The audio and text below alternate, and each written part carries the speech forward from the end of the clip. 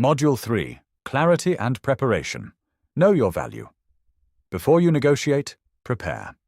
Ask yourself, what do I want? What is my minimum, the lowest I will accept? What is my best outcome? What value do I bring? If you don't know your value, you may accept less than you deserve. Example, salary negotiation. Know the market range, know your skills, know your results. Preparation gives you confidence and control. Ask yourself, do I usually prepare before important conversations? Do this exercise.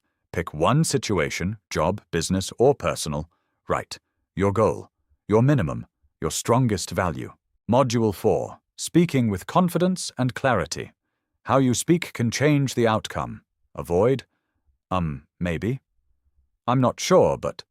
Speaking too fast or too softly, instead use clear and calm tone, simple and direct words, or short pauses. Example, instead of, I was just wondering if maybe I could. Say, I would like to discuss adjusting this to better reflect my contribution. Confidence is not about being loud. It is about being clear and steady. Ask yourself, how confident do I sound when you speak up? Do this exercise. Practice saying this out loud. I would like to discuss a better option. This is important to me because record yourself and listen. Module 5. Salary, Business, and Opportunity Negotiation. These are high-value negotiations. They can affect your future. Salary negotiation tips. Do your research.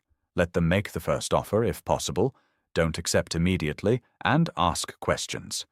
Business negotiation tips.